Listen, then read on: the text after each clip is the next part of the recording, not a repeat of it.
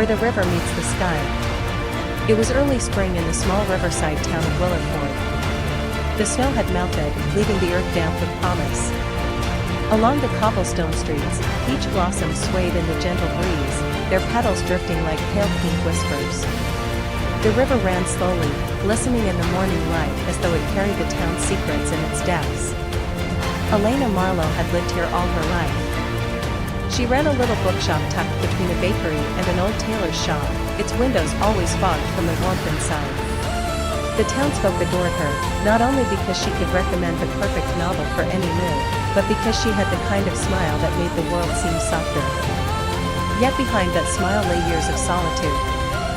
Elena's life was steady, peaceful, but she longed for something more, a chapter yet unwritten.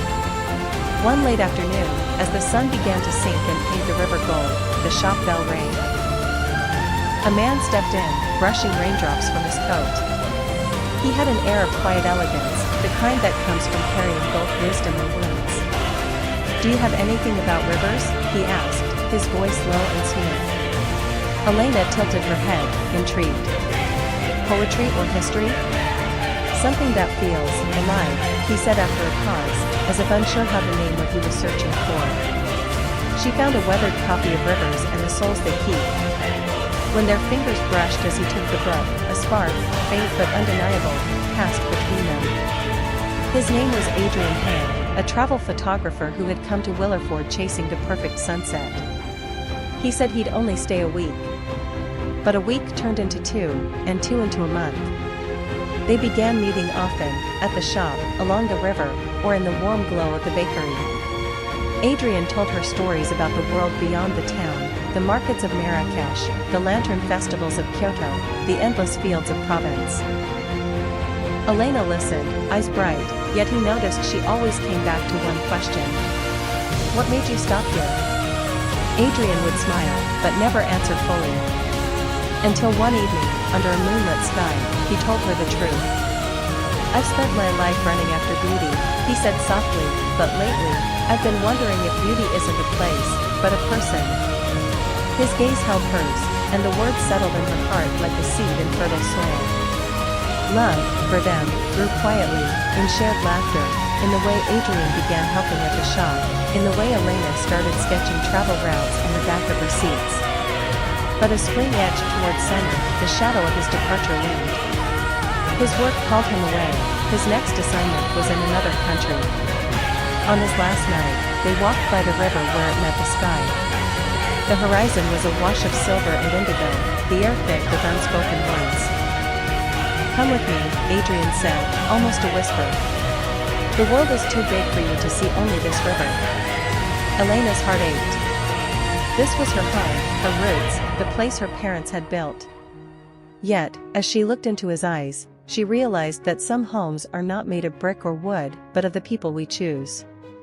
And so, as dawn broke, she locked the door of her bookshop, not forever, but for now, and took Adrian's hand.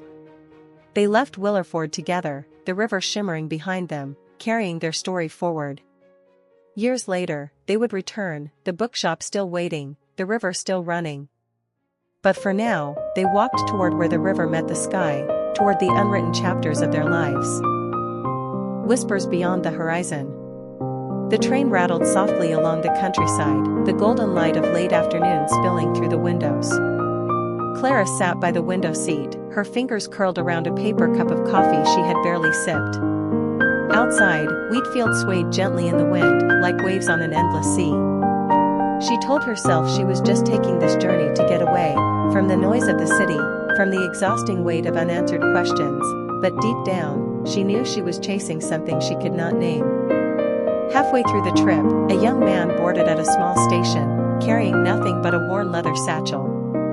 He scanned the rows until his eyes caught hers, a quiet, curious gaze, and he smiled before sitting in the empty seat beside her. His name was Elias. His voice carried a warmth that made the air between them feel lighter. They spoke little at first, but words began to weave between them like invisible threads. They talked about small things. The way the sunset looked softer from a moving train, the strange comfort of old books, how music could carry memories better than photographs. Clara found herself laughing more than she had in months. When the train stopped in the next town, Elias suggested they walk together. They wandered through narrow cobblestone streets, past flower shops spilling colors onto the pavement. At a small cafe, they shared a slice of lemon cake, and Clara noticed the way Elias listened, not just to her words, but to the silences between them. Over the next days, they kept meeting, by the river in the early morning mist, under the old bridge where the town lanterns began to glow at dusk. They learned each other's rhythms, Clara's tendency to pause before speaking, Elias's habit of sketching little birds in the margins of his notebook. One evening, as the summer rain began to fall, they stood under a single umbrella. The world blurred in silver drops around them, but their laughter felt sharp and bright. Elias looked at her for a long moment, his eyes steady, before saying softly, "Sometimes, you meet someone and it feels like you've been carrying their name in your heart long before you knew them." Clara didn't answer. She simply leaned closer until their hands touched, fingers curling together as naturally as breathing. But like the train that had first brought them together, time kept moving. Elias had to leave for a job far away, Clara had promises to keep in the city. Their last morning, they stood by the river, the sky streaked with the pale gold of dawn. "I don't know where the road will take us," Elias said. "But I hope it leads me back to you." Clara smiled, though her eyes shimmered. "Then I'll wait where the horizon begins." And so they parted, not with an ending, but with a promise. The memory of that summer stayed with Clara, the scent of rain on warm streets, the sound of his voice in the quiet, and the feeling that somewhere beyond the horizon, love was still walking toward her. Beneath the lantern sky. The streets of Hoi An glowed like a dream that evening, the lanterns swaying softly in the warm breeze. The Thursday Bon River reflected hundreds of lights, each shimmering as if carrying a wish. Tourists wandered, couples held hands, and vendors called out gently, selling paper lanterns for people to set afloat. Lynn stood by the riverside, her fingers tracing the edge of a red lantern. She was a painter, but lately, inspiration had eluded her. For months, her canvases remained blank, her brush dry. She had come here hoping that the old streets, the colors, the sounds, and the scents might stir something within her heart again. That's when she saw him. He was standing a little farther down the riverbank, holding a small camera, his attention fixed on the glowing water. His hair was tousled by the wind, and there was something in his expression, a quiet depth, like he was seeing the world in a way few people could. Their eyes met for just a moment. And in that moment, Lynn felt something shift inside her. Later, as she walked through the lantern-lit streets, she stopped to sketch the scene in her notebook. The sound of footsteps approached, and when she looked up, it was him again. "Sorry," he smiled. "I think you dropped this earlier." He held out a small paintbrush, hers, the one she always carried in her bag. "Thank you," she said softly, taking it from him. "I'm Min," he said. "Lynn," she replied. It turned out that Min was a travel photographer from Hanoi, here on assignment. But he confessed that he, too, had been feeling lost lately. His photos felt hollow, like they were missing the soul he once saw in them. So they walked together through the night, talking about art, about how beauty sometimes hides in the smallest details, about how life can quietly change you without you realizing. The next few days, they kept running into each other, not by accident, though they never admitted they were secretly hoping to. They explored the ancient town together, wandered into hidden courtyards, shared bowls of chow lao, and set lanterns afloat with whispered wishes neither of them revealed.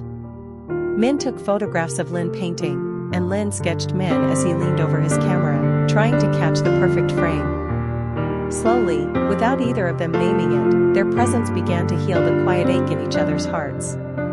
On their last night in Hoi An, they returned to the riverside. The air was still, the lanterns glowing like 1,000 small suns. "I don't want this to end," Lynn said, almost in a whisper. Min looked at her, his eyes warm but a little sad. "It doesn't have to," he said. "The streets will fade, the lanterns will go out, but what we found here," he touched his chest. "This stays." He reached into his pocket and handed her a small photograph. It was of her, painting by the river, with hundreds of lanterns glowing behind her. "It's yours," he said. "So you'll remember that beauty never really leaves us, it just waits for us to find it again." She smiled, her heart trembling. "Then I'll wait for you, too." And beneath the lantern sky, they kissed, softly, like two people who had just learned how to see the world again.